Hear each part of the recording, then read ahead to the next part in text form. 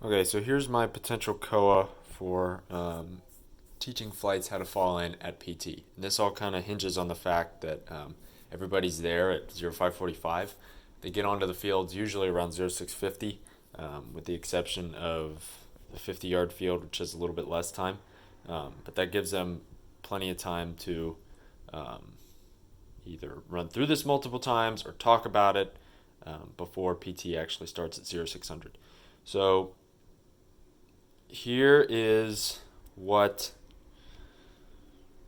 we could do. Um, the red, the red hashes, and this, by the way, this represents like one half of the field. So let's say this is Gettler. This would be where the PFO stands, and this would be like Alpha Flight. So the PFO's left.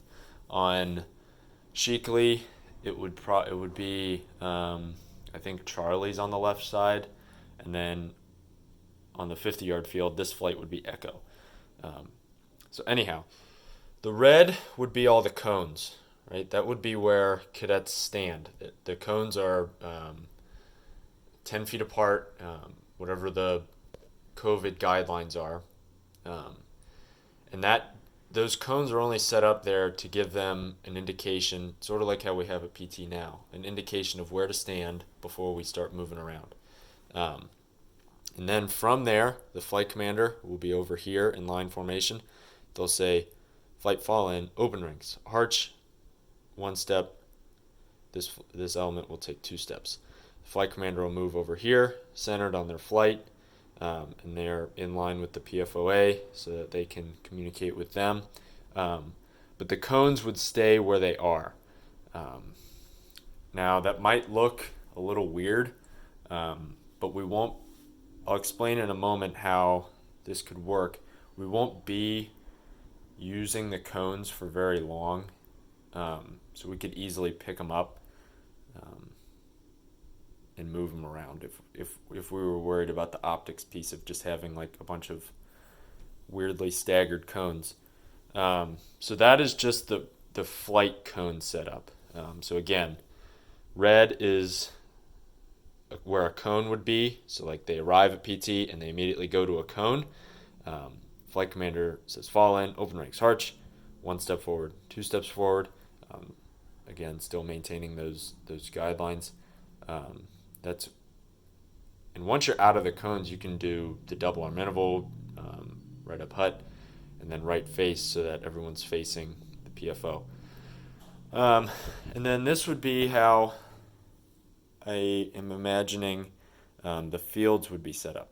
So we'll take this and replicate it onto a big field. Okay, for Gettler and Sheakley, where we have a lot more space. Um, After we do reporting in procedures, we can do stretching how we've normally done it, where flights fall out to the end line and the active stretching is more movement based. Whereas we've been behind our cones for most of the PT this semester, and that's been different.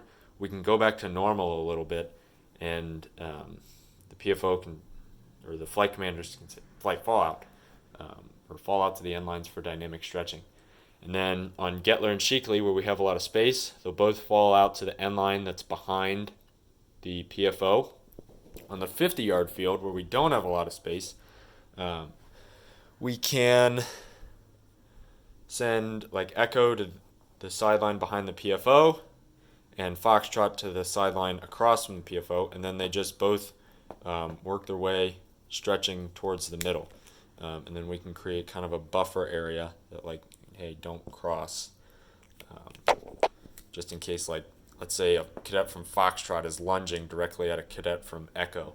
Um, if they were to meet in the middle, that buffer zone would make sure that they aren't coming in too close of contact with each other.